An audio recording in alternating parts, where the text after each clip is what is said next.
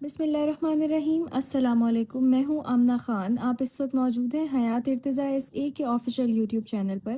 آج ہم آپ کے لیے لے کر آئے ہیں ناول ریشم کی زنجیر کا ایپیسوڈ نمبر 1۔ براہ کرم نوٹ کریں، یہ مواد حقوق ملکیت کے تحت محفوظ ہے۔ کسی بھی چینل پر بغیر اجازت اپلوڈ کرنے کی صورت میں قانونی کارروائی ہو سکتی ہے۔ تو چلیں شروع کرتے ہیں۔ انا کے دربار میں یہ فیصلہ ہمیشہ محال ہوتا ہے کہ جو وجود سامنے کھڑا ہے وہ رقیب ہے یا رفیق، اور جو بندھن گلے پڑا ہے وہ ریشم ہے یا زنجیر۔ کالی رات کے سناٹے کو چیرتی ہوئی وہ ہلکی ہلکی سسکیاں برستی بارش کے شور میں دفن ہونے کی ناکام کوشش کر رہی تھی۔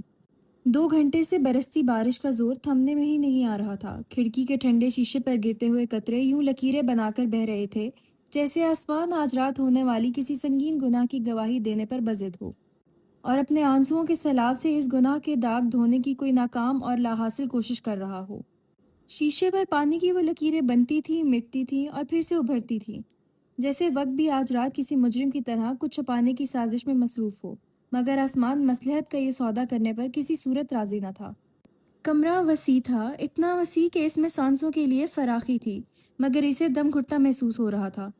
فانوس کی زرد روشنی دیواروں سے ٹکرا کر ایسی چمک بکھیرتی تھی جیسے خالص سونا ہو، مگر اس چمک میں زندگی کی تپش کا نام و نشان تک نہ تھا۔ جیسے دیکھنے میں تو کوئی خزانہ ہو مگر چھونے پر برف سے زیادہ سرد۔ وہ اسی سنگ مرمر کے فرش پر بیٹھی تھی، جسم بے جان اور ذہن معوف، جیسے وقت اسی منحوس لمحے میں منجمد رہ گیا ہو۔ اس کے کانپتے ہاتھوں میں ایک سنہری زنجیر تھی، مضبوط بے جان، مگر اس کالی رات میں وہی زنجیر واحد سچی حقیقت تھی جو اس کے سسکتے وجود سے جڑی رہ گئی تھی، جبکہ باقی سب کچھ کسی گہرے فریب کی دھند میں کھو چکا تھا۔ اس نے اپنے ہی زخم خوردہ دل سے سوال کیا، کیا یہاں کوئی ایسا بھی چہرہ تھا جس پر بھروسہ کیا جا سکے؟ ہر بشر نقاب اوڑھے تھا اور ہر مسکراہٹ کے پیچھے کوئی اور بھیانک صورت چھپی تھی۔ یہ عالیشان محل، یہ مصنوعی رونق، یہ سب کچھ اچانک اس کے لیے اجنبی، بے رحم اور بے معنی ہو چکا تھا۔ سامنے سنہرے فریم پر جڑا بڑا سا آئینہ تھا، مگر اس میں دیکھنے کی جرت وہ نہ کر سکی۔ اسے اپنے ہی عکس سے خوف آ رہا تھا، جیسے آئینہ بھی اس کالی رات کی گواہ بن کر اس کی آنکھوں میں جھانک لے گا اور اس سے اس کی بے بسی کا حساب مانگے گا۔ اس نے اپنے چہرے کو دیکھنے کی بجائے اپنی مٹھیاں پوری طاقت سے بھینچ لیں، جہاں وہ سنہری زنجیر اب اس کی نازک ہتھیلی میں گڑ رہی تھی۔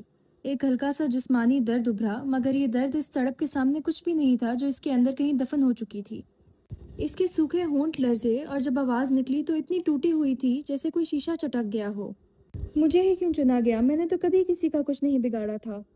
یہ آواز خود اس کے اپنے کانوں کو اجنبی لگی، جیسے یہ سسکی کسی اور مظلوم روح کی ہو اور اس کی اپنی نہ ہو۔ اگر میں یہ بھیانک سچ کسی کے سامنے رکھ دوں تو کیا کوئی میری بات پہ یقین کرے گا، یا الٹا اس بے رحم دنیا کی عدالت میں مجرم ٹھہرائی جاؤں گی؟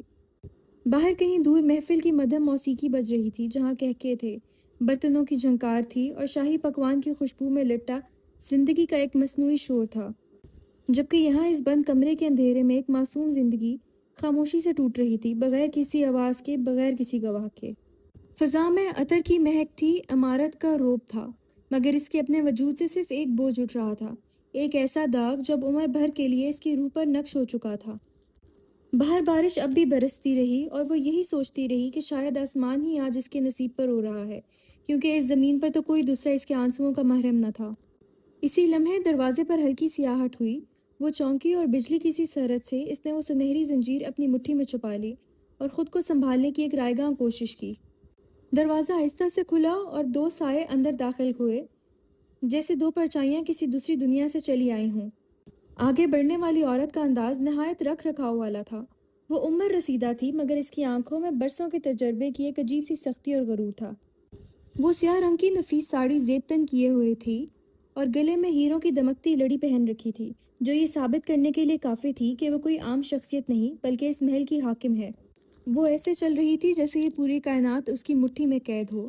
بڑھتی عمر کے باوجود اس کا وجود بے حد سنبھلا ہوا اور دلکش تھا، جیسے وقت نے بھی اسے چھونے سے پہلے اس کے جاہ و جلال سے اجازت مانگی ہو۔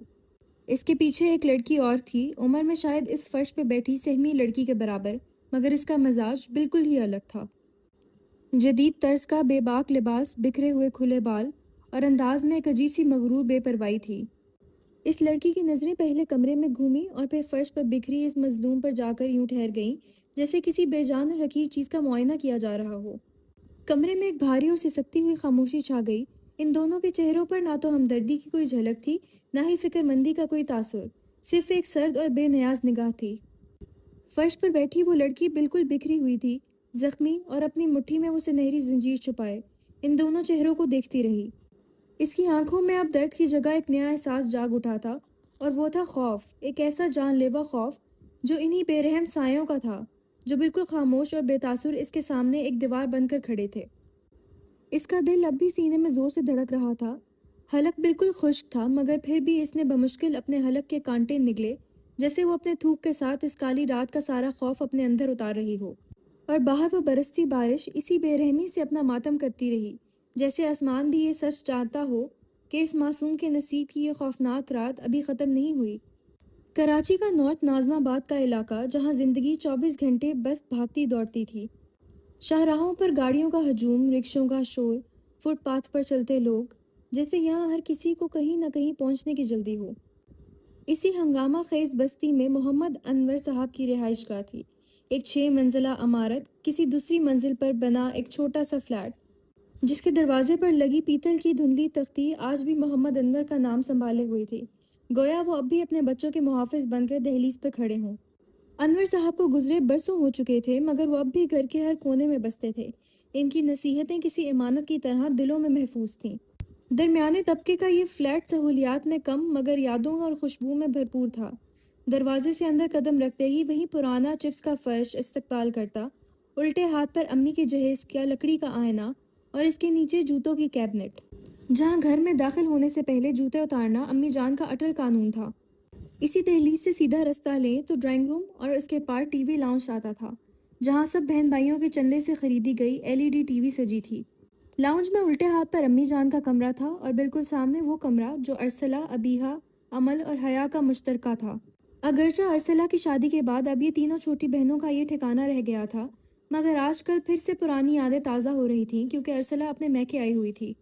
چاروں بہنوں کے مشترکہ کمرے میں کھڑکی کے پاس رکھی میز پر ابیہا اپنی دنیا میں گم بیٹھی تھی۔ میز پر رنگ برنگے کارڈز بکھرے تھے، کہیں پھولوں کے نازک خاکے، کہیں روشنیوں کی کتاریں، اور بیچ میں کھلی ایک ڈائری جس پر اس نے اپنے ہاتھ سے ایک خواب سجا رکھا تھا۔ سنہری اور سفید کا امتزاج، موم بتیوں کی ترتیب، اور سب سے اوپر ایک بڑا سا فانوس۔ اس کی انگلیاں ڈائری کے کنارے پر آہستہ آہستہ پھر رہی تھیں، اور ہونٹوں پر وہ مسکراہٹ تھی جو صرف اس وقت آتی تھی جب انسان خود کو کسی اور دنیا میں کھڑا محسوس کرے۔ ابیہا، ابیہا، امی جان کی آواز لاؤنج سے گونجتی ہوئی کمرے کے دروازے تک آ پہنچی، مگر ابیہا کے کانوں تک جیسے کچھ پہنچ ہی نہ رہا ہو۔ قدموں کی چاپ قریب ہوئی اور امی جان کمرے کے دروازے پر آ کر رک گئیں، ہاتھ کمر پر، آنکھوں میں وہی جانی پہچانی سختی جو ہر صبح کسی نہ کسی بہانے لوٹ آتی تھی۔ ابیہا! قلم ہاتھ سے پسلا اور بس آخری لمحے میں سنبھلا۔ وہ چونکی جیسے نیند سے جاگی ہو۔ جی جی امی جان، میں بس آئی۔ کارڈز جلدی جلدی سمیٹے اور میز کے دراز میں دھکیل دیے۔ اللہ کا خوف کرو، سارا دن انہی کاغذوں میں گم رہتی ہو۔ ارسلہ اپنے بچوں کے ساتھ آئی ہے، ذرا اس کا خیال تو کر لیا کرو۔ امی جان دروازے سے 2 قدم اندر آ چکی تھی۔ ابیہا نے سر جھکا لیا، مگر اس جھکاؤ میں اطاعت کم اور بے نیازی زیادہ تھی۔ دل میں وہ خیالی محفل اب بھی جگمگا رہی تھی، جیسے حقیقت اور خواب کے بیچ کوئی باریک ان دیکھی لکیر کھینچی ہو، جسے وہ اب مٹانا نہیں چاہتی تھی۔ ہاتھ دراز بند کر رہے تھے، مگر ذہن کہیں اور بھٹک رہا تھا۔ امی جان نے یہ خاموشی، غائب دماغی دیکھی تو ایک گہرا سانس بھرا اور میز تک آ گئی۔ میری بات سن بھی رہی ہو یا نہیں؟ باولی ہو گئی ہو بالکل۔ لہجہ دھیما تھا، مگر اس میں چھپی سختی صاف جھلک رہی تھی۔ اف ہو امی، ایک تو صبح صبح یہ بہن کی خدمت والا راگ شروع ہو جاتا ہے۔ آواز میں تھکن اور بیزاری دونوں گندی ہوئی تھیں۔ وہ بڑبڑاتے ہوئے بیزاری کے ساتھ اپنی چیزیں سمیٹنے کی کوشش کر رہی تھی۔ ابیہا، میں دیکھ رہی ہوں تم دن بدن بدتمیز ہوتی جا رہی ہو، امی جان نے دانت پیستے ہوئے کہا، اور اگر ان کا بس چلتا تو شاید اسی وقت ہاتھ میں آئی کوئی چیز اٹھا کر صبح صبح اس کے سر پر دے مارتی۔ میں نے کوئی بدتمیزی نہیں کی، میں صرف اتنا کہہ رہی ہوں کہ ارسلہ باجی آئی ہیں تو یہ گھر ان کا بھی ہے، اپنے ہاتھوں سے کچھ بنا سکتی ہیں، یا آپ چاہتی ہیں کہ ہر وقت ان کے سر پر کھڑی رہوں جیسے کوئی ملازمہ ہوں؟ یہ بغاوت نہیں تھی، بس ایک تھکے ہوئے دل کی سرسری بیزاری، مگر امی جان کے نزدیک یہ لہجہ بھی ناقابل برداشت تھا۔ ان کی آنکھوں میں غصے کی چنگاری دہک اٹھی، اور ابیہا کو لفظ منہ سے نکلتے ہی اپنی غلطی کا احساس ہو گیا۔ وہ بدتمیز تو ہرگز نہیں تھی، مگر اب تیر کمان سے چھوٹ چکا تھا۔ اس سے پہلے کہ امی جان کے غصے کا قہر اس پر ٹوٹتا، اس نے نظریں جھکائیں اور کمرے سے نکل کر لاؤنج پار کرنے لگی، مگر امی جان کی آواز پیچھے سے اس کے تعاقب کر رہی تھی۔ شادی سے پہلے ارسلہ تم سب کے لیے کھانا بناتی تھی، گھر کا سارا کام کرتی تھی۔ اس زمانے میں تو صفائی کے لیے کوئی ملازمہ بھی نہیں آتی تھی، پھر بھی اس نے کبھی تم لوگوں کو خود کی ملازمہ نہیں کہا۔ آج اگر وہ کچھ دن کے لیے ہمارے پاس رہنے آ جاتی ہے تو میرے جیتے جی تم لوگوں کا یہ سلوک ہے، میرے بعد پتہ نہیں تم لوگ کیا کرو گے۔ ابیہ کے قدم دہلیز پر ہی رک گئے مگر وہ مڑی نہیں۔ ہلکی سی مسکراہٹ لبوں پر سجائے بغیر کچھ کہے وہ کچن میں داخل ہو گئی، جبکہ امی جان کے الفاظ دیر تک اس کے کانوں میں گونجتے رہے۔ ابیہ نے پلٹ کر کوئی جواب نہ دیا۔ کچھ باتوں کا جواب دینا ضروری نہیں ہوتا، بس سمجھنا ضروری ہوتا ہے، اور وہ سمجھتی تھی کہ یہ غصہ نہیں تھا، یہ محبت کی ایک شکل تھی، وہی محبت جو امی جان اپنے ہر بچے سے کرتی تھی، بس ان کا اظہار کا انداز الگ الگ ہوتا ہے۔ ارسلہ کی شادی کے بعد یہ محبت شاید تھوڑی زیادہ فکر مند ہو گئی تھی، کیونکہ جو بیٹی ایک دفعہ گھر سے رخصت ہو کر چلی جاتی ہے، ماں کا دل اسے دگنی محبت بھری نظر سے دیکھنے لگتا ہے۔ کچن میں داخل ہوتے ہی سب سے پہلے جو چیز ابیہ کے حواس پر دستک دیتی وہ پیاز کی ہلکی سی جلن تھی، جو ہوا میں تیز ہوتی سیدھا ناک تک پہنچی تھی، اور اس کے ساتھ ہی باجی کی مانوس آواز، برتنوں کی ہلکی سی خنک، ایک ایسا امتزاج جو کچھ دنوں سے ہر صبح کی پہچان بن چکا تھا۔ کچن میں ارسلہ باجی پہلے سے موجود تھیں۔ وہ چاپنگ بورڈ پر جھکی بڑی مہارت سے پیاز کے باریک ٹکڑے کرتی جا رہی تھی، اور یہ واضح تھا کہ وہ محنت اپنے لیے کر رہی ہیں۔ پیاز والا آملیٹ ان کی سب سے پرانی، سب سے وفادار عادت تھی۔ شادی نے ان کا گھر بدلا تھا، ان کا نام بدلا تھا، مگر ناشتے میں ان کی یہ پسندیدہ چیز آج بھی ویسے ہی تھی جو برسوں پہلے تھی۔ کچھ عادتیں وقت کے ہاتھوں سے بچ کر نکل جاتی ہیں اور اپنی جگہ اٹل ہی رہتی ہیں۔ ابیہ کے قدموں کی آہٹ سنتے ہی انہوں نے نظر اٹھائی، اور ان کی آنکھوں میں وہ چمک تھی جو صرف بہنوں کے درمیان ہی محسوس ہوتی ہے، ایک ایسی مسکراہٹ جس میں الفاظ کی کوئی حاجت ہی نہ ہو۔ ابیہ کے چہرے پر جواباً وہی گرم جوشی اتر آئی، اگرچہ دل کے کسی کونے میں ابھی بھی امی جان کے ساتھ ہوئی تلخی کی ہلکی سی گرد باقی تھی۔ مگر عجیب بات یہ تھی کہ اس مسکراہٹ میں کہیں جلن نہیں تھی، نہ کوئی شکوہ۔ ارسلہ نے سب سن لیا تھا، ہر لفظ، ہر تلخی، مگر ان کے چہرے پر غصے کی بجائے وہی پرانی مانوس مسکراہٹ تھی، جیسے وہ امی جان اور ابیہ کی نوک جھونک دیکھ کر لطف اندوز ہو رہی ہوں۔ ہنس کیوں رہی ہیں؟ ابیہ نے ہاتھ دھوتے ہوئے بغیر مڑے ذرا بلند الفاظ میں کہا، جیسے شکوہ کر رہی ہو، مگر لہجے میں کوئی زہر نہیں تھا۔ صبح صبح آپ کی وجہ سے مجھے ڈانٹ پڑتی ہے، سارا دن آپ کے بچے سانس نہیں لینے دیتے، آدھی رات تک پیچھے پیچھے پھرتے رہتے ہیں، اور اگر صبح تھوڑی دیر اپنا کام کرنے بیٹھ جاؤں تو امی جان کو فوراً آپ کی فکر لاحق ہو جاتی ہے۔ نہ جانے امی کو ایسا کیوں لگتا ہے کہ مجھے آپ کی فکر نہیں۔ یہ کہتے ہوئے اس نے ارسلہ کے ہاتھ سے پیاز کی چھری پکڑ لی اور خود پیاز کاٹنے لگ گئی۔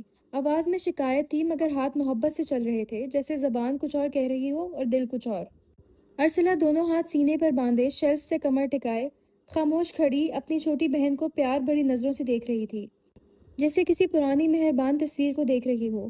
اس کی آنکھوں میں وہ نرمی تھی جو صرف ماں جیسی محبت کرنے والی بہن میں ہوتی ہے، ایک ایسی محبت جو اپنی نمائش کی کبھی محتاج نہیں رہی۔ ابیہ بڑبڑا رہی تھی، شکوے کر رہی تھی، مگر اسی بڑبڑاہٹ کے پیچھے وہ اپنائیت چھپی تھی جسے شاید ابیہ خود بھی مکمل طور پر نہیں جانتی تھی۔ اب ایسے کیا دیکھ رہی ہیں؟ ابیہ نے نظر گھما کر ہلکی سی جھنجھلاہٹ کے ساتھ پوچھا۔ دیکھ رہی ہوں کہ میری وجہ سے جب تم لوگوں کو ڈانٹ پڑتی ہے تو شکل کیسی بن جاتی ہے۔ ارسلہ نے اس کے گال کھینچتے ہوئے کہا، آواز میں شرارت رچی ہوئی تھی۔ ابیہ نے منہ چڑھایا، آنکھوں میں شرارت بھر کر۔ ہماری شکل بالکل ویسی ہی بنتی ہے جیسے آپ کی بنتی ہے جب آپ کی ساس آپ کو ڈانٹتی ہیں۔ استغفر اللہ، مطلب تم امی کو ساس بول رہی ہو؟ ارسلہ نے آنکھیں پھیلا کر کہا، مصنوعی حیرانی کے پردے میں چھپی ہنسی صاف جھلک رہی تھی۔ جی بالکل، ساس بنا رہی ہوں۔ ابیہ نے کندھے اچکائے۔ امی جان کی جو حرکتیں ہیں وہ کسی ظالم ساس سے کم نہیں، ہر وقت بندوق سر پہ لے کر گھومتی رہتی ہیں، ہٹلر کہیں کی۔ پاگل، آواز نیچے رکھو۔ ارسلہ نے فوراً اس کے کندھے پر ہاتھ رکھا، آواز میں ہنسی اور تنبیہ دونوں گندی ہوئی تھی۔ اگر امی نے سن لیا تو جوتے پڑیں گے تمہیں بھی اور ساتھ میں مجھے بھی، کہ تمہارے ساتھ کھڑی ہو کر یہ ساری بے تکی باتیں سن رہی ہوں۔ اور یہ کہتے ہوئے انہوں نے اس کے سر پر ایک ہلکی سی تھپکی جڑ دی، جیسے کوئی معصوم بچے کو چپ کروا رہا ہو۔ کچن کی اس چھوٹی سی دنیا میں تیل کی چڑچڑاہٹ اور پیاز کی خوشبو کے بیچ وہ دونوں بہنوں کی ہلکی پھلکی نوک جھونک کسی ایک رشتے کی گواہی دے رہی تھی، جیسے نہ کسی سرٹیفکیٹ کی ضرورت ہو نہ کسی اعلان کی۔ باہر امی جان کی سختی جتنی بھاری تھی، اندر یہ لمحہ اتنا ہی ہلکا اور بے فکر تھا، جیسے یہ گھر دو الگ موسموں میں سانس لے رہا ہو، ایک دہلیز کے باہر، ایک کچن کی چار دیواری کے اندر۔ ارے ابیہ آ جاؤ، بچوں کو بھوک لگی ہے۔ دونوں بہنیں ناشتہ بنا رہی ہو یا پائے گلا رہی ہو؟ امی جان کی آواز ایک بار پھر لاؤنج سے اٹھ کر کچن کی دیواروں سے ٹکرائی۔ اور اس کے ساتھ ہی ہاتھوں کی رفتار بھی بے اختیار تیز ہو گئی، جیسے وہ آواز کسی خاموش گھڑی کی ٹک ٹک ہو جسے نظر انداز کرنا ممکن ہی نہ ہو۔ جی امی، بس ناشتہ تیار ہے، ابھی لے کر آ رہے ہیں، ارسلہ نے بلند آواز میں جواب دیا، اور اسی لمحے بچوں کے لیے سجایا ہوا ناشتہ نہایت سلیقے سے تھال میں ترتیب دینے لگی۔ ہاتھوں کی یہ پھرتی برسوں کی مشقت کا خاموش ثبوت تھی۔ ابیہا کے لبوں پر ایک شرارتی مسکراہٹ ابھری۔ جائیے جائیے، جلدی جائیے امی جان کی فرما بردار بیٹی، اس نے انڈا توے پر ڈالتے ہوئے چھیڑا، آواز میں وہی پرانی مانوس شوخی رچی ہوئی تھی۔ امی کے سب بچے ہی فرما بردار ہیں۔ ارسلہ نے بچوں کا تھال اٹھایا، جاتے جاتے اس کے کندھے پر ہلکی سی چپت رسید کی اور کچن سے نکل گئی، جیسے کوئی طوفان سے پہلے کی خاموشی سے بچ کر بھاگ رہی ہو۔ نہیں جی، امی کو سب سے زیادہ فرما بردار اولاد جو لگتی ہے وہ آپ اور رضا بھائی ہیں، اور جو محبت نچھاور کرنی ہو وہ حیا پر کرتی ہیں، کیونکہ وہ امی کی چہیتی، لاڈلی اور سب سے چھوٹی بیٹی ہے۔ اور رہی میں اور عمل، تو ہم تو کسی کھاتے میں ہی نہیں آتے، لگتا ہے امی جان نے ہمیں کہیں فٹ پاتھ سے اٹھا لیا تھا۔ ابیہا کی آواز اس بار ضرورت سے زیادہ بلند تھی، اتنی کہ لاؤنج میں دسترخوان پر بچوں کے ساتھ بیٹھی امی جان کے کانوں تک صاف پہنچ گئی تھی۔ اور امی جان کا پاڑا چڑھانا ابیہا کی پرانی عادت تھی، ڈانٹ پڑنے کے باوجود وہ باز نہیں آتی تھی۔ بیچاری ارسلہ جو ابھی ابھی کچن کی دہلیز پار کر کے آئی تھی، اب نہ واپس مڑ کر بہن کا منہ بند کروا سکتی تھی، نہ آگے بڑھنے کی ہمت جتا پا رہی تھی۔ ہاتھوں میں تھامی وہ تھالی جس میں بچوں کا ناشتہ بھی گرم گرم بھاپ چھوڑ رہا تھا، اب کسی سزا کی مانند بھاری محسوس ہونے لگا، کیونکہ سامنے امی جان کی نظریں پہلے ہی خون آلودہ ہو چکی تھیں۔ سن رہی ہو؟ اس کی زبان تو سنو! امی جان کی آواز میں غصے کی وہ گرج تھی جو گھر کی ماں کے لہجے میں پائی جاتی ہے، بس اظہار کا انداز مختلف ہوتا ہے۔ وہ ارسلہ کے بیٹے سمیع اللہ کو لے کر گود میں بیٹھی تھیں، اور اس نے ہونٹ ایسے باہر نکال رکھے تھے جیسے پوری کائنات کی بھوک اس بچے کے حصے میں آ گئی ہو۔ امی جان مذاق کر رہی ہے وہ، اب غصہ نہ کریں، لیجیے ناشتہ آ گیا، میں ابھی باقی سب کا بھی لے کر آتی ہوں۔ ارسلہ نے دانتوں میں مصنوعی مسکراہٹ دبائے بات کو سنبھالنے کی کوشش کی، جیسے بھڑکتی آگ پر پانی چمکار رہی ہو۔ اللہ معاف کرے، مذاق کے لیے ماں ہی رہ گئی ہے، ہم نے تو کبھی اپنی ماں کے ساتھ مذاق کرنے کی جرت نہیں کی، تم لوگوں کی نانی اتنی سخت تھی، مگر مجال کہ ہم بہن بھائیوں نے آنکھ اٹھا کر بھی دیکھا ہو، کبھی اونچی آواز میں بات تک نہیں کی، اور ایک میری اولاد ہے جس کی زبان کینچی کی طرح چلتی ہے۔ امی جان کا غصہ آج بھی مزید چڑھتا جا رہا تھا، ان کی آواز میں ماضی کی وہ تربیت جھلک رہی تھی جسے وہ آج کی اولاد میں کہیں نہ پا کر مایوس تھی۔ امی جان، آپ نے صبح خالی پیٹ دوائی کھائی تھی؟ ارسلہ نے فوراً موضوع بدلا، جیسے طوفان کا رخ موڑنا چاہتی ہو۔ ہاں کھائی تھی، امی نے بیزاری سے جواب دیا، مگر لہجے کی تیزی میں معمولی سی نرمی درائی تھی۔ مجھے بھوک لگی ہے، سمیع اللہ نے ناشتہ دیکھتے ہی روز کی طرح ولولہ مچا دیا، اور امی جان کا سارا غصہ پل بھر میں پگھل کر شفقت میں ڈھل گیا۔ لو میرا بچہ، ادھر آؤ، نانی صدقے جائے، میں کھلاتی ہوں۔ وہ اپنے نواسے کو نوالے بنا بنا کر کھلانے لگی، اور ان کی آنکھوں میں وہ نرمی اتر آئی جو صرف نانیوں کے حصے میں آتی ہے۔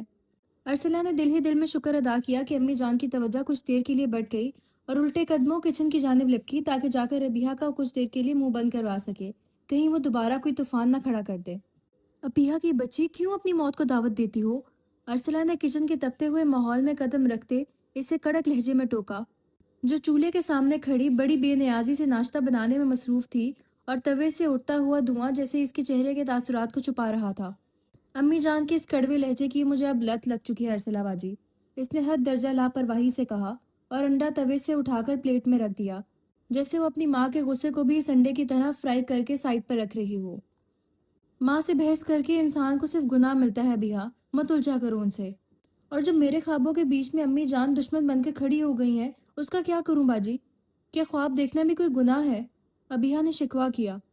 امی جان غلط نہیں کہہ رہی، ارسلہ نے ٹرے کے اندر چائے کے کپ سجاتے ہوئے نہایت سنجیدہ اور بھاری لہجے میں کہا، اور ایک گہری نظر ابیہا کے چہرے پر ڈالی جہاں بے حساب ضدی خواب اس کی معصوم آنکھوں میں جگمگا رہے تھے، ایسے خواب جن کی تعبیر اس معاشرے میں اتنی آسان نہیں تھی۔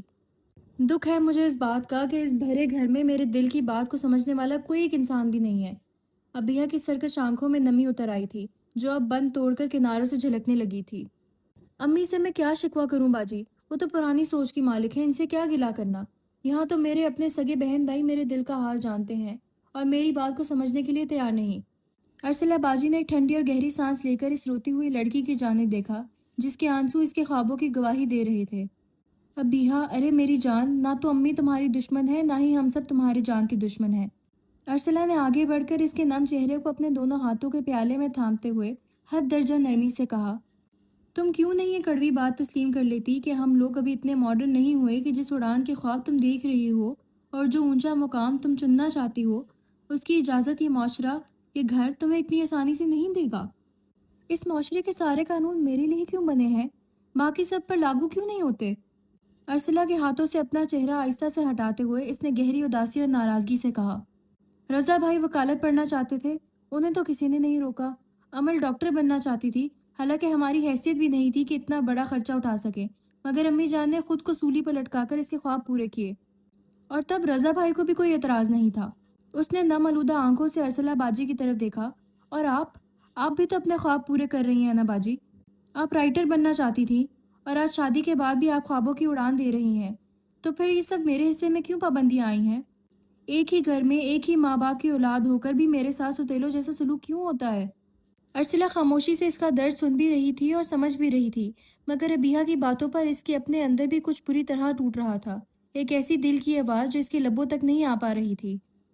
कैसे तुम्हें बताऊं अबीहा कि मैं अपने इस राइटिंग के शौक को किस तरह घुट घुट कर जिंदा रखे हुए हूँ। तुम्हें क्या मालूम कि इस ख्वाब की सज़ा में मुझे कितनी बातें सुननी पड़ती हैं।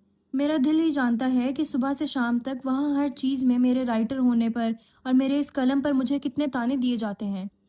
वो ये सब कुछ सिर्फ सोच रही थी, मगर ये कड़वे अल्फाज इसकी ज़बान पर नहीं आ सकते थे।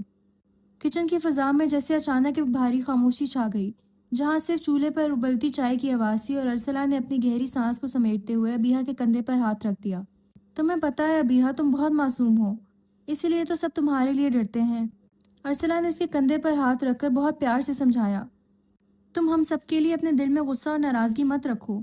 ज़रा समझने की कोशिश करो, तुम अभी बाहर की दुनिया को नहीं जानती। तुम हम सबसे बहुत मुख्तलिफ हो और तुम्हारी यही मासूमियत हमें डराती है। जो कुछ भी कहते हैं सिर्फ तुम्हारे भले के लिए कहते हैं। अर्सला, तुम किसके साथ सर खपा रही हो? अम्मी जान, जो कब से इनकी बातें सुन रही थी, अचानक किचन के दरवाजे पर नमूदार हुई। उनकी इस कड़कदार आवाज़ पर दोनों ने चौंक कर पलट कर देखा। अबीहा ने बेख्तियार अपना हाथ अपने माथे पर रख लिया। वो अच्छी तरह जानती थी कि अब अम्मी जान जितना कुछ सुनाएंगी वो अगले 1 घंटे के लिए तो कम से कम काफ़ी होगा। नहीं अम्मी जान, आप बस चलें कमरे में, मैं नाश्ता लेकर आ रही हूँ। कुछ खास नहीं, हम तो बस ऐसे ही सरसरी सी बातें कर रहे थे। अरसला घर की बड़ी बेटी थी, वह एक पल में पाम गई थी कि किचन के हालात अब सख्त खराब होने वाले हैं, इसलिए इसने फौरन बात को दबाने की कोशिश की। कोई सरसरी वरसरी बात नहीं हो रही अरसला, मैं सब अच्छी तरह जानती हूँ। इस लड़की के दिमाग में उड़ने की जो खराफात घुस चुकी है, मुझे नहीं पता किसने इसको ये पट्टी पढ़ाई है। अल्लाह की कसम, अगर मुझे पता चल जाए ये जहर इसके कानों में कौन घोल रहा है तो मैं उसका सर फाड़ कर रख दूँ। अम्मी ने तैश में आते हुए अपने सफ़ेद मलमल के दुपट्टे को दोनों कानों के पीछे अरसा और अपनी गजबनाक नजरें अबीहा पर गाड़ दी। तो फिर आप मुझे मार दे अम्मी जान, किस्सा ही खत्म हो जाएगा। क्योंकि इस घर में सबको यही लगता है कि अबीहा तो बस एक बेवकूफ़ लड़की है जिसे दुनियादारी का कुछ नहीं पता। आज अबीहा किसी भी सूरत में हार मानने के मूड में नहीं थी। पिछले 6 महीनों से वो लगातार इस घर के एक एक फर्द की मिन्नतें कर रही थी कि इसे अपनी दोस्त के साथ मिलकर वेडिंग प्लानर का एक छोटा सा बिजनेस शुरू करना है, मगर कोई इसका साथ देने को तैयार नहीं था। आज तो जैसे वो अरसला बाजी की मौजूदगी का सहारा लेकर आखिरी मुकदमा लड़ने का फैसला कर चुकी थी। अगर मेरा बस चले ना अबीहा, तो जिस काम की तूने रट लगा रखी है, मैं सच में अपने हाथों से तुम्हारी जान ले लूं। मुझे जीते जी कोई बदनामी नहीं चाहिए। अम्मी जान हवा में हाथ लहराती तैश के आलम में चूल्हे के पास खड़ी अबीहा की तरफ बढ़ी, तो अरसला ने फौरन आगे बढ़कर इन्हें कंधों से पकड़कर वहीं रोक लिया। अम्मी जान, खुदा के लिए क्या कर रही हैं आप? अगर वो आज जज्बाती हो गई है तो आप तो थोड़ा ख्याल करें। मैं समझा लूंगी उसे। अरसला ने अम्मी के सामने आते हुए मिन्नत की, मगर अम्मी जान का गुस्सा कम होने का नाम ही नहीं ले रहा था।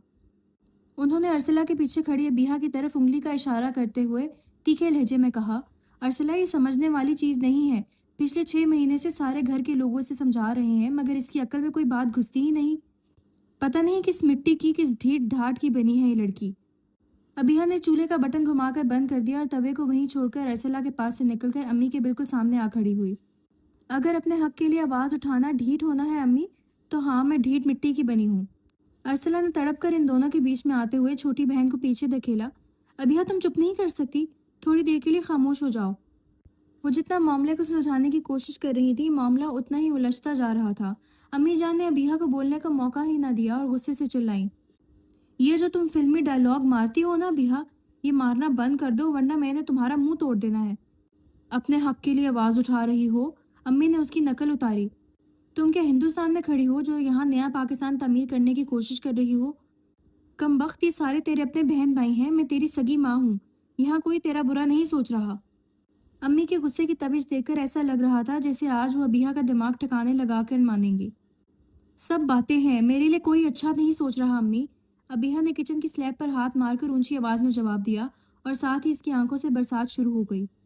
यहाँ सब की अपनी मर्जी चलती है, सब अपनी मर्जियां कर सकते हैं, बस एक अबिहा ही है जो कुछ नहीं कर सकती। अम्मी जान ने फिर तंज का तीर चलाया। कैंची की तरह जबान चलने लगी है तुम्हारी। वो जो तुम्हारी सहेलियां हैं ना, इनको छोड़ दो, वरना वो एक दिन तुम्हें ले डूबेंगी। अरसला इन दोनों के गुस्से को देखकर किचन के बीचों बीच बेबस खड़ी थी और इसे अब खौफ के मारे पसीने आने लगे थे। इसने दोनों के सामने हाथ जोड़ दिए। अम्मी जान, अल्लाह का वास्ता है, क्या हो गया आप लोगों को? आप लोग क्यों झगड़ा कर रहे हैं? बैठकर बात भी तो हो सकती है ना। अबिहा मजीद वहां रुकने को तैयार नहीं थी। अगर बैठकर बात करनी होती बाजी तो अब तक हो चुकी होती। इसने पैर पटका किचन का दरवाजा पार किया और हॉल की तरफ निकल गई, मगर इसके लबों पर अब भी गुस्से की बड़बड़ाहट जारी थी। किचन में अब सिर्फ अम्मी और अरसला रह गई थीं। अरसला ने आहिस्ता से आगे बढ़कर अम्मी के लरसते कंधे पर हाथ रखा। अम्मी जान, अब आप चलें यहाँ से। मगर अम्मी जान ने किचन के दरवाजे से बाहर हॉल की तरफ झांकते हुए सदमे से अपना माथा पीट लिया। इसे समझा ले अरसला, ये लड़की हमें कहीं का नहीं छोड़ेगी। और इसकी देखा देखी अब वो उस सबसे छोटे वाली भी यही रंग पकड़ रही है। उसे अब वो क्या भला कहते हैं, वो जो माइक लेकर सड़कों पर घूमती है और खबरें पढ़ती है। हाँ, जर्नलिस्ट। अब इसे जर्नलिस्ट बनना है। या अल्लाह, मेरी बेटियां इतनी आज़ाद ख्याल क्यों हो रही हैं? लोग क्या कहेंगे?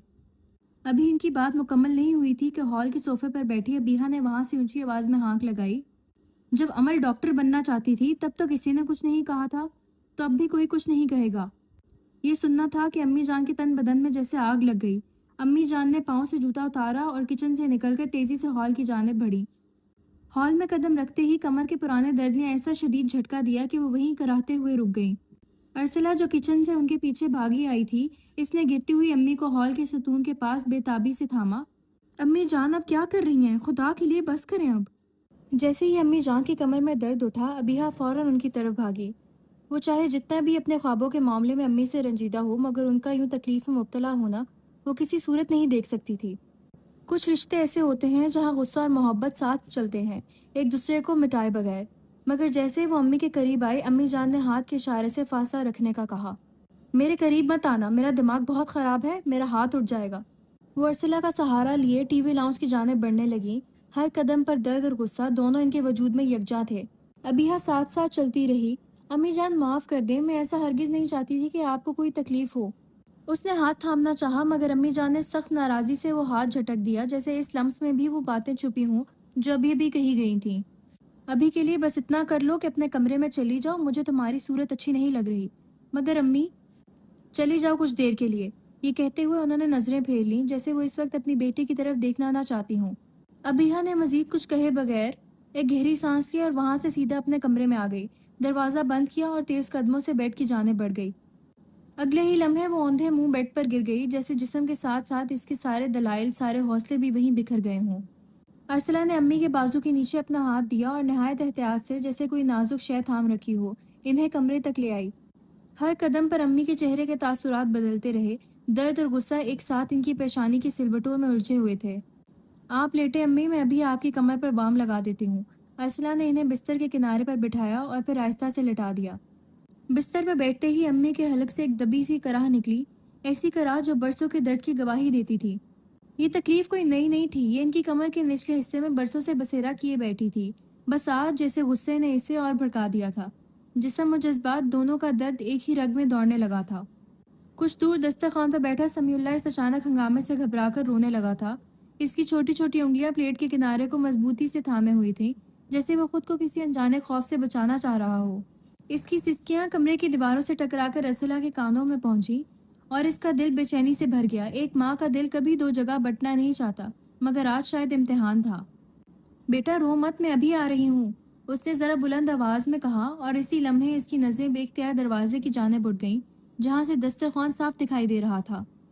तुम जाओ, जाकर इसे देखो, मैं ठीक हूँ, मुझे बाद में बाम लगा देना, अम्मी जान ने आंखें मूंदते हुए कहा। आवाज में थकन और बेटी की मोहब्बत के लिए रास्ता बनाने की वही पुरानी आदत थी जो माँ के खमीर में गुंदी होती है। नहीं, आप सीधी लेटे, मैं बाम लगा कर जाऊंगी, वरना दर्द और बढ़ जाएगा, अरसला ने जिद भरे लहजे में कहा और साइड टेबल की टोकरी से बाम की शीशी निकाली। हाथ की हथेली पर थोड़ा सा बाम लेकर इसने नहायत नरमी से अम्मी की कमर पर मलना शुरू किया। ہاتھ کی گردشی حرکت میں وہی محبت تھی جو کبھی الفاظ کی محتاج نہیں رہی۔ بام ملتے ملتے اس کی نظریں امی کے چہرے پر جم گئیں، ایک ایسا چہرہ جس پر پریشانی کی لکیریں عمر سے کئی زیادہ تھیں۔ امی آپ اتنا کیوں پریشان ہو رہی ہیں؟ سب ٹھیک ہو جائے گا، اس نے کہا، اور پھر ذرا توقف کے بعد جیسے دل میں دبی بات ہونٹوں تک لائی ہو۔ اور ویسے بھی اگر وہ اپنے قدم پیچھے نہیں لے رہی تو پھر آپ بھی اپنی ضد چھوڑ دیں۔ یہ کہتے ہوئے اس نے بام لگانا مکمل کیا، امی کی قمیض کو آہستہ سے سیدھا کیا اور ان کے چہرے کو ایک بار پھر غور سے دیکھا، جیسے وہاں اپنی ماں کے دل کی اصل بات پڑھنے کی کوشش کر رہی ہو۔ امی جان نے آنکھیں کھول کر اس کی طرف دیکھا، ان کی نظروں میں غصہ نہیں بلکہ ایک تھکی ہوئی تلخی تھی۔ تم کہہ رہی ہو میں اسے ضد پوری کرنے دوں؟ کاش تم دیکھ پاتی کہ اسے روکنے کے لیے مجھے اپنے دل پر کیا قیامت گزارنی پڑ رہی ہے۔ وہ تڑپ رہی ہے تو تکلیف مجھے بھی ہو رہی ہے، میں صرف اس کے آنے والے کل کے لیے جلاد بنی بیٹھی ہوں۔ ارسلہ کے ہاتھ ایک لمحے کو ساکت رہ گئے، بستر کے کنارے پر بیٹھی وہ خاموش ہو گئی، جیسے پہلی بار اسے امی کے غصے کے پیچھے چھپا وہ زخم نظر آیا ہو جو برسوں سے سختی کے پردے میں ڈھکا رہا۔ ابھی امی کے الفاظ ہوا میں ہی معلق تھے کہ کمرے کے دروازے پر سمیع اللہ کی سسکیاں بلند ہوئیں۔ وہ روتا ہوا اندر آ گیا تھا۔ ارسلہ نے فوراً جھک کر اسے گود میں اٹھا لیا اور اپنے کندھے سے لگا کر ہولے ہولے اس کی پیٹھ تھپکنے لگی، مگر اب بھی اس کی نظریں امی کے چہرے پر ٹکی تھیں۔ روتے ہوئے سمیع اللہ کو ارسلہ نے دوسرے کندھے پر منتقل کیا اور امی کے بستر کے قریب بیٹھتے ہوئے امی کا ہاتھ تھام لیا۔ امی آپ کا ڈرنا بجا ہے، مگر یہ بھی دیکھیں کہ زمانہ کس رفتار سے آگے بڑھ رہا ہے۔ اب تو یہ ویڈنگ پلانر کا کام بہت عام ہو چکا ہے، لڑکیاں بڑے بڑے دفتر چلا رہی ہیں۔ ہمیں اپنی سوچ کو وسعت دینی ہوگی، ابیہ کو اجازت دے دیجیے اور خوف کو دل سے نکال دیں۔ ارسلہ اپنی ماں کو مطمئن کرنا چاہتی تھی کیونکہ وہ ابیہ کا جنون دیکھ چکی تھی اور کہیں نہ کہیں اسے لگ رہا تھا کہ شاید اسے اپنی بہن کے خواب پورا کرنے کے لیے اس کا ساتھ دینا چاہیے۔ مگر امی جان کا غصے سے تپتا ہوا چہرہ یہ ثابت کر رہا تھا کہ انہیں ارسلہ کی بات اچھی نہیں لگ رہی، یا انہیں امید نہیں تھی کہ وہ کچھ ایسا بول سکتی ہے۔ انہوں نے اپنا ہاتھ ارسلہ کی گرفت سے کھینچ لیا۔ سوچ وسیع کرنے اور اندھے جنون کو اجازت دینے میں فرق ہوتا ہے۔ یہ چمکدار دفاتر اور تیزی سے چلتا زمانہ کل اس کے آنسو پہنچنے نہیں آئیں گے۔ میں اس کی دشمن نہیں، اس کے مستقبل کی خاطر دیوار بنی کھڑی ہوں، اور تم اس کی احمقانہ سوچ کو ترقی کہہ کر اس کی تباہی کا تماشا دیکھنا چاہتی ہو۔ ان کی آواز آخری جملے پر ذرا لرز گئی۔ اللہ نہ کرے امی کہ میں اپنے بہن بھائیوں کا تماشا دیکھوں۔ ماں کی تلخ بات ارسلہ کے دل پر تیر کی طرح لگی تھی، مگر وہ تو فرمانبردار بیٹی تھی جس نے ہوش سنبھالنے سے آج تک کبھی ماں کے آگے زبان نہیں کھولی تھی۔ اس نے گہرا سانس لیا اور اپنے لہجے کو دھیما رکھتے ہوئے کہا، خیر جو آپ کو اور رضا بھائی کو بہتر لگے وہی کیجیے۔ مجھے تو یہی لگ رہا تھا کہ ہم ابیہ کا ساتھ دینا چاہیے کیونکہ وہ اب رکنے والی نہیں ہے۔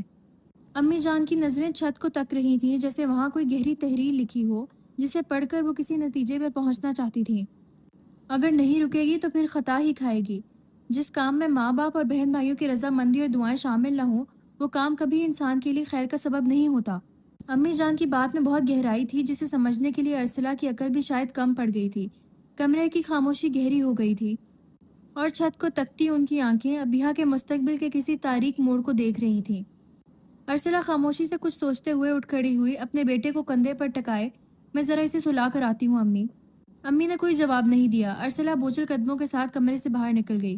امی کی نظریں چھت پر ہی مسلسل جمی تھیں، وہ ایک نقطے کو دیکھ رہی تھی اور دل خاموشی سے اپنی نادان بیٹی کے لیے دعا اور خوف کے بیچ جھول رہا تھا۔ کمرے میں اداسی کا ایک گہرا سکوت پھیل چکا تھا، لیکن ان دونوں کے دلوں کے اندر ایک ایسا شور تھا جو کسی فیصلے تک نہ پہنچنے کی اذیت سے پیدا ہوا تھا۔ وہ اندھے منہ بستر پہ لیٹی اپنے ہی آنسو پی رہی تھی۔ جب آنسو حلق میں پھنسنے لگے تو اس نے کروٹ بدلی اور تکیے پر سر رکھ کر سیدھی لیٹ گئی۔ اب اس کی نظریں چھت پر جمی تھیں، بے حس و حرکت، جیسے وہاں سفید رنگ کے پلستر میں کوئی خواب تلاش کر رہی ہو۔ رونے نے اس کی آنکھوں کو خون کی طرح سرخ کر دیا تھا اور گھنی پلکوں پر ٹھہرے آنسو موتیوں کی طرح چمک رہے تھے، ایسی چمک جو دکھنے میں بہت خوبصورت لگے مگر اس کے پیچھے درد کی ایک پوری کہانی چھپی ہو۔ وہ خوبصورت تھی اور سچی بات یہ ہے کہ حد سے زیادہ خوبصورت تھی، ایسا حسن جس پر زمانے کا رشک کرنا واجب ہو جائے اور جس سے دیکھنے والے کو کہیں نہ کہیں خوف بھی آئے۔ یہی وہ خوف تھا جس کی گرفت میں اس کی امی جکڑی ہوئی تھی اور جس کی وجہ سے وہ اسے ویڈنگ پلانر بن کر باہر نکلنے کی اجازت نہیں دے رہی تھی۔ وہ اسے دنیا کے اس میلے کی نظر نہیں کرنا چاہتی تھی۔ وہ بچپن سے اس قدر حسین تھی کہ امی کو اکثر گمان ہوتا تھا کہ ابیہ انور ان کے آنگن کی اولاد ہو ہی نہیں سکتی۔ وہ سب بہن بھائیوں سے بالکل جدا تھی، دودھ جیسی گوری اور نکھری رنگت، تیکھے نین نکوش، اور وہ لمبے گھنے بال جن کے ہلکے ہلکے کرلی بل اس کے چہرے پر آ کر بکھر جاتے تھے۔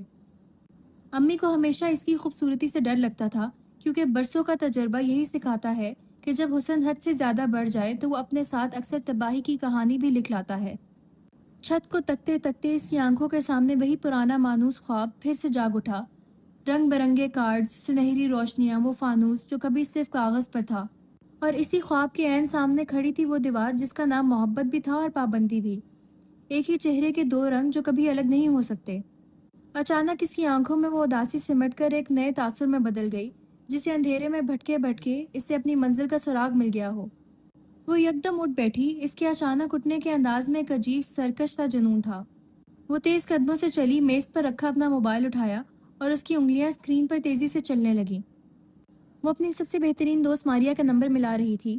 یہ وہ کام تھا جو ان دونوں نے مل کر شروع کرنا تھا، ابیہ کا خواب اور ماریا کا ساتھ۔ گھنٹی ابھی پوری بجی بھی نہیں تھی کہ دوسری طرف سے کال فوراً اٹھا لی گئی، جیسے وہاں بھی کوئی بڑی بےتابی سے اس کی آواز سننے کا منتظر تھا۔ شکر ہے ابیہ، تمہیں کال کرنے کی توفیق تو ہوئی۔ تم اندازہ نہیں لگا سکتی میں کب سے تمہارے فون کا انتظار کر رہی ہوں۔ ماریا نے فون اٹھاتے ہی گہرے شکوے سے کہا۔ ابیہ واپس بستر پر آ بیٹھی اور اپنے پاؤں لٹکا کر انہیں ہوا میں ہلانے لگی۔ اس نے بیزاری سے جواب دیا، اگر تمہارا اتنا ہی دل کر رہا تھا بات کرنے کا ماریا تو تم خود کال کر لیتی۔ نہ بھائی نہ، مجھے صبح صبح اپنے قتل ہونے کا کوئی شوق نہیں ہے، ماریا نے فوراً نفی میں سر ہلا کر کہا۔ اگر تمہاری امی کو پتہ چل جاتا کہ صبح صبح ماریا کا فون آ گیا ہے تو انہوں نے فون پر ہی جو بلند آواز میں مجھے صلواتیں سنانی تھی نا، اس صبح کے اس پہر وہ سب سننے کے موڈ میں بالکل نہیں تھی۔ ابیہ کے چہرے پر ایک تلخ مسکراہٹ ابھری۔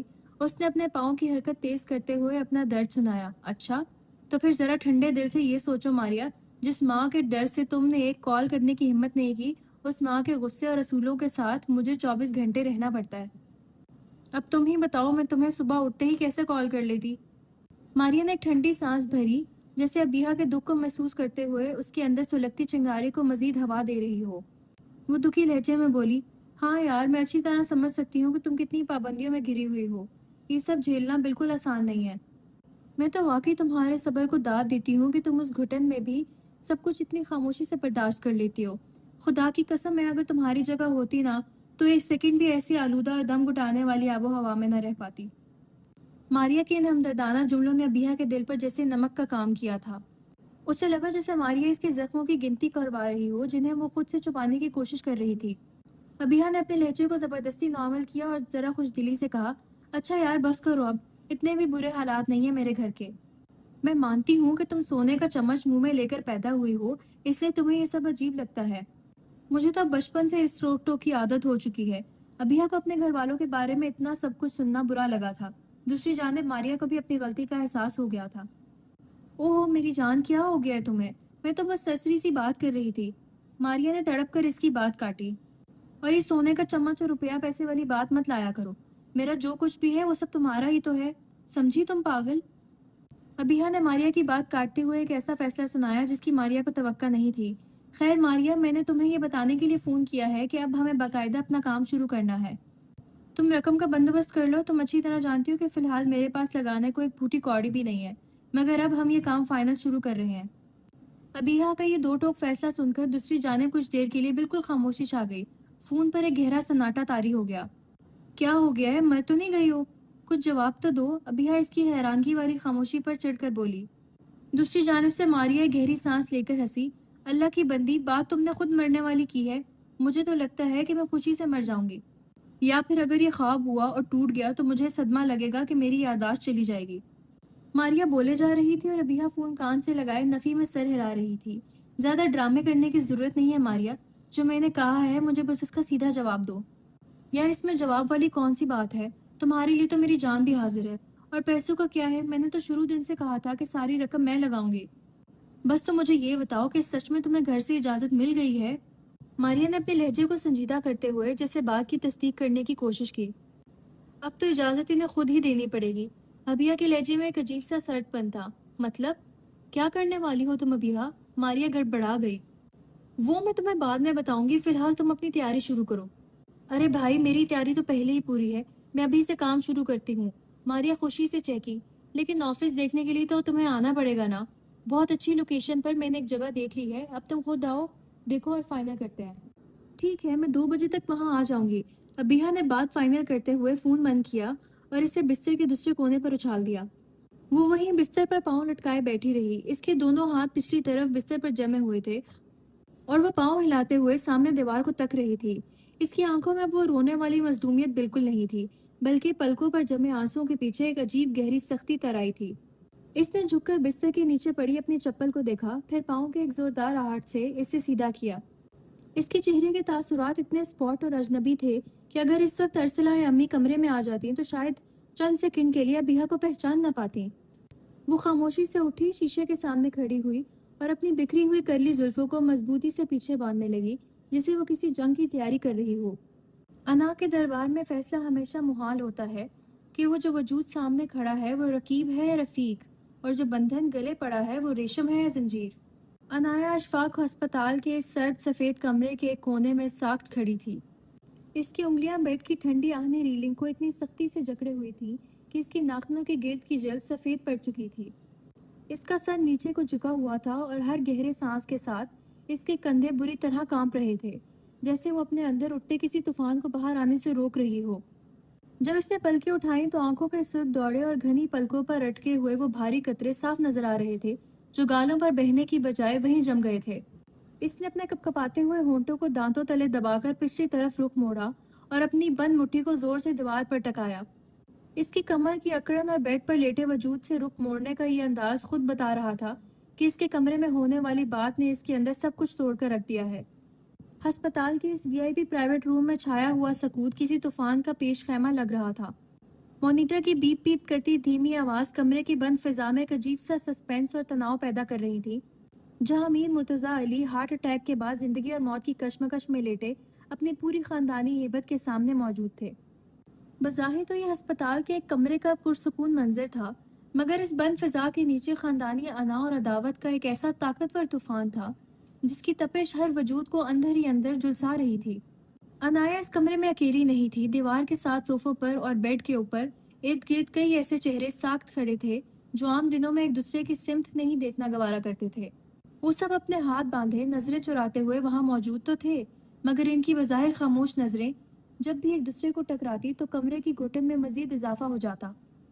अनाया ने अपनी कपकपाती उंगलियों से बेड की रीलिंग को मजबूती से जकड़ा।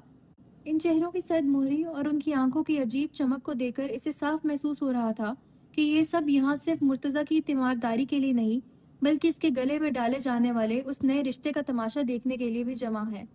इनकी मौजूदगी इसके अंदर लगी आग को मजीद भड़का रही थी। दस्तखत करो हसन।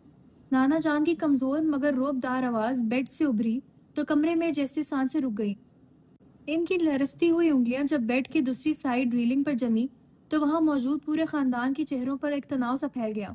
दीवारों के सहारे खड़े वो तमाम लोग यकदम चौकन्ने हो गए जो अब तक खामोश तमाशाई बने हुए थे। डॉक्टर्स ने इन्हें किसी भी किस्म की बातचीत या परेशानी से सख्त मना किया था, मगर वो अपनी जिंदगी की आखिरी बात हर हाल में पूरी करवाना चाहते थे।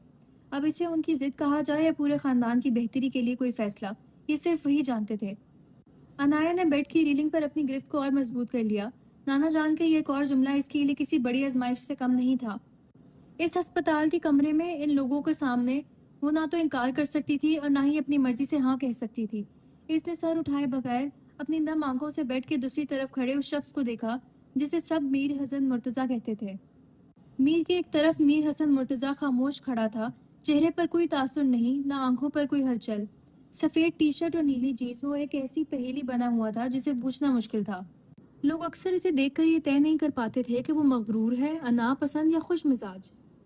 हसन ने गहरा सांस लिया, इसकी गर्दन की रगें तन गई और इसने अपनी नजरें उठाकर बेड पर लेटे अपने नहीफ दादा को देखा।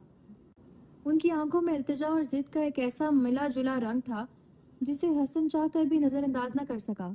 अस्पताल के इस सर्द और बेरंग कमरे में बेड पर लेटी वो नहीफ सी शख्सियत हसन और अनाया दोनों के लिए उनकी कायनात का सबसे मोतबर असासा थी। वो अनाया के लाडले नाना जान थे और हसन के रौबदार दादा जान, एक ऐसा वाहिद मजबूत धागा जो इस बिगड़ते हुए पूरे खानदान को जबरदस्ती एक दायरे में पिरोए हुए था। मगर रिश्तों की इस मजबूर कड़ी की दूसरी तरफ हसन और अनाया बचपन की दहलीज से लेकर जवानी की इस शाम तक एक दूसरे के वजूद से बेजार, शदीद नापसंदीदगी के हिसार में जकड़े वो ऐसे किनारे थे जिनका आपस में मिलना मुहाल था। वो दोनों कभी एक दूसरे की सिमत देखना भी गवारा नहीं करते थे, मगर आज वक्त ने रिश्तों की बसात पर उल्टी चाल चल दी थी। जहां इन दोनों जिद्दी वजूदों को किसी एक बिस्तर के गिर्द ला खड़ा कर दिया गया ताकि इन्हें एक ऐसी जंजीर में जकड़ दिया जाए जो बज़ाहिर रेशम की थी मगर जिसका एक एक पल इनकी बनी जात को उधेड़ने के लिए काफी था। हसन ने चंद सेकंड के लिए अपने कदम आगे बढ़ाए। इसके बूटों की आवाज अस्पताल के इस खामोश कमरे में बहुत वाज़ेह सुनाई दी। वो बेड के सिरहाने रखी छोटी मेज के पास रुका। इसकी दाहिनी जानिब ही अनाया रीलिंग थामे खड़ी थी मगर हसन ने इसकी तरफ देखे बगैर मेज पर रखा पेन उठाया। इसने एक नज़र अपने दादा साहब पर डाली और बगैर एक लम्हा ज़ाया किए निकाह पर दस्तखत कर दिए, जैसे वो सिर्फ दादा जान के हुक्म का इंतजार कर रहा था। इसके यूं फौरन दस्तखत कर देने पर अनाया इशफाक ने तड़प कर सर उठाया। इसकी सुर्खूनबार नजरें हसन के स्पॉट चेहरे पर जम गईं। अगर इस वक्त इसका बस चलता तो वो इस शख्स का कत्ल कर देती। इसने बेड की रीलिंग को इतनी जोर से पींचा कि इसके पोरों का सारा खून निचड़ गया। घटिया इंसान, अनाया ने दिल में जिच होकर सोचते हुए अपने दांत सख्ती से पीस लिए मगर इसके मुंह से एक लफ्ज भी ना निकला। कमरे में खड़े बाकी लोग अब सांस रोके अनाया की तरफ देख रहे थे। अब तुम्हारी बारी है अनाया। नाना जान ने एक भारी सांस लेते हुए अपना रुख बेड की दूसरी तरफ मोड़ा जहां वो लड़की साख्त खड़ी थी। इनकी नकाहतज़दा मगर अटल आवाज अस्पताल के इस कमरे में गूंजी तो अनाया ने धीरे से अपना सर ऊपर उठाया। इसकी आंखों के सुर्ख दौड़े पपोटों की डाली इसके अंदर उबलते हुए तूफान का पता दे रहे थे। वो जो अब तक अपने दिल को जबरदस्ती खामोश रहने का कह रही थी, इसके कदम यकदम वहीं जम गए। बेड के सामने खड़े हसन के लबों के कोने हल्के से सिकुड़े। एक ऐसी जीत की मुस्कुराहट जो बाकी कमरे में मौजूद लोगों की नजरों से तो ओझल थी मगर अनाया की तीखी नजरों ने उसे साफ देख लिया था। हसन का वो बदलता हुआ तासिर अनाया के पूरे वजूद में जैसे आग का एक शोला भड़का गया था। इसकी मुट्ठियां इस हद तक बीच गईं कि नाखून हथेली में चुभने लगे। वो जब तक नाना जान की गिरती हुई सेहत के आगे बेबस थी, इसे एक मगरूर मुस्कुराहट को देखकर अब इसके पैरों तले जमीन निकलने लगी थी। मैं इस जबरदस्ती के रिश्ते को नहीं मानती नाना जान, मैं इस इंसान से कभी निकाह नहीं करूंगी। अनाया की रंधी हुई मगर दो टोक आवाज अस्पताल के इस वीआईपी रूम के सकूत को चीरती हुई गूंजी तो वहां मौजूद पूरे खानदान की सांसें हलक में अटक गईं। इसने बेड की रीलिंग पर से अपनी गिरफ्त छुड़ाई और एक शदीद हकारत भरी नजर बेड के सामने खड़े हसन के उस पत्थर जैसे स्पॉट चेहरे पर डाली जिस पर अब छुपी हुई मुस्कुराहट का कोई निशान नहीं था। हसन ने आहिस्ता से अपनी घनी पलकें उठाकर अनाया के उस गुसीले चेहरे को देखा। इसके चेहरे पर ना कोई गुस्सा उभरा ना कोई सदमा। उसने इंतहाई सुकून से अपनी जगह से एक कदम आगे बढ़ाया, मेज पर रखे निकाह नामे पर अपनी उंगलियां टकाई और उसे बगैर किसी झिझक के अनाया की तरफ सरका दिया। मोनिटर की बीप बीप करती धीमी आवाजों के बीच इसका वो इंतहाई ठहरा हुआ लहजा गूंजा। निकाह तुम करोगी अनाया? मैंने तुम्हें सिर्फ दस्तखत करने को कहा है। मैं इस वक्त तुम्हारी राय या पसंद नापसंद पर बहस नहीं कर सकता क्योंकि ये दादा जान की जिंदगी का सवाल है और इनकी सेहत इस वक्त हमारी किसी भी बहस की इजाज़त नहीं देती। इसकी बात मुकम्मल हो गई। हसन का वो नपा तला इंतहाई धीमा और अटल लहजा अस्पताल के इस बंद कमरे में अनाया के वजूद पर एक भारी बोझ की तरह गिरा था। इसके लहजे में कोई खानदानी गुरूर नहीं था बल्कि दादा जान की गिरती हुई सांसों को बचाने की एक गहरी फिक्र थी। नहीं मीर हसन मुर्तज़ा, ये तुम्हारी फैमिली के असूल, तुम्हारी बिजनेस एम्पायर के कानून, शायद तुम्हारे ऑफिस और इस बिजनेस से जुड़े लोग तुम्हारे इन फैसलों के आगे सर झुकाते होंगे। मैं अनाया इशफाक हूँ, अपने फैसलों की अकेली मालिक। अनाया ने शदीद गुस्से में मेज पर रखे इस निकाह नामे को पीछे धकेलने के लिए अपना हाथ आगे बढ़ाया मगर हसन ने बहुत नरमी लेकिन मजबूती से अपना हाथ निकाह नामे के ऊपर रख दिया ताकि वो अपनी जगह से हिल ना सके। इसने एक नज़र बेड पर लेटे अपने नहीफ दादा पर डाली जिनकी मॉनिटर की बीप तेज होती जा रही थी और फिर अनाया को देखा। इसके चेहरे पर अनाया के इस गुस्से को देखकर भी कोई बरहमी नहीं आई थी। हसन ने मेज पर रखा पेन उठाया और इसे बहुत धीमे से अनाया की लरसती हुई उंगलियों के पास रख दिया। इसकी वो गहरी संजीदा और ठहरी हुई नजरें सीधी अनाया की आंखों में झांक रही थीं। इसके लहजे और अंदाज में कोई जबरदस्ती नहीं थी मगर दादा जान की मखदूश हालत का एक ऐसा खामोश दबाव था जिसने अनाया को अंदर तक बेबस कर दिया था। वो दोनों खामोश थे मगर मॉनिटर की धीमी बीप के बीच वो दोनों जानते थे कि इस वक्त एक गलत कदम दादा जान की जान ले सकता है। दस्तखत करो। बस इतना ही। ये आवाज़ हसन की नहीं थी, ये आवाज़ अनाया की अपनी माँ की थी। वो आवाज़ जो बचपन से इसके दिल का सुकून हुआ करती थी। इस कठिन लम्हे में इसे अपने लिए ज़िंदगी की सबसे बड़ी सज़ा लग रही थी। अपनी ही माँ का ये मानूस सा लहजा इस वक्त किसी अजनबी की तरह इसके कानों से टकराया था। अनाया ने एक बार भी सर उठाकर अपनी माँ की तरफ नहीं देखा। इसकी आंखों से टूटकर एक गर्म आंसू सीधा मेज पर फैले हुए निकाह नामे के सफ़ेद कागज़ पर गिरा मगर वो आंसू किसी कमज़ोरी या बेबसी का नहीं था। वो गुस्से और बगावत की आखिरी शिद्दत से गिरा था। कभी कभी इंसान के वजूद से गिरने वाला एक मामूली सा कतरा भी अपने पीछे सदियों का हिसाब लेकर खड़ा होता है और अनाया का यह आंसू भी इस कागज़ पर गवाही बनकर जम गया था। اس نے نکاح نامے پر دستخط کر دیے تھے، مگر یہ صرف ایک نکاح نامہ نہیں تھا۔ اسے لگ رہا تھا کہ اس کی انا، اس کی آزادی، ہر چیز داؤ پر لگی ہے، جیسے اسے صرف قید کرنے کے لیے یہ نکاح کیا جا رہا ہو۔ ہسپتال کے اس کمرے میں ارد گرد خاموشی سے کھڑے لوگوں کے لیے وہ محض ایک آنسو نہیں تھا، بلکہ یہ 25 سال پرانی وہ الجھی ہوئی کڑی تھی جس سے آج اس خاندان کے سارے رشتے دوبارہ آ کر جڑ رہے تھے۔ اس طویل عرصے میں بظاہر بہت کچھ بدل گیا تھا، چہرے بدل گئے تھے، حالات بدل گئے تھے، مگر کچھ فیصلے وقت کی گہری دھول میں دب کر کبھی ختم نہیں ہوتے۔ کہانی کے یہ سارے رشتے اور یہ کردار جو 25 سال پہلے کسی ماضی کے موڑ پر الجھے تھے، ان کے درمیان کھینچی گئی نفرت کی گانٹھیں آج اس قدر سخت ہو چکی تھیں کہ انہیں کھولنا اب کسی کے بھی بس میں نہیں رہا تھا۔ انایا نے اپنی کانپتی ہوئی انگلیوں کو آگے بڑھایا اور حسن کے رکھے ہوئے اس پین کو مضبوطی سے تھام لیا، مگر 25 سال پرانی صداوت کے بند جروکے کو کھولنے سے پہلے کہانی کو حال کے اس تناؤ سے ذرا پیچھے ہٹنا ہوگا۔ انایا اور حسن کے گلے میں پڑنے والی اس زنجیر کا اصل سچ ابھی وقت کی دھول میں دبا رہے گا، جب تک کہ حال کی بساط پر وہ باقی مہرے اپنی چالیں پوری نہیں کر لیتے، جن کے نصیب کی ڈوریاں اسی داستان سے جڑی ہیں۔ کراچی کے اس نامور 5 اسٹار ہوٹل کا پرتعیش لاؤنج شام کے مدھم رنگوں میں نہایا ہوا تھا۔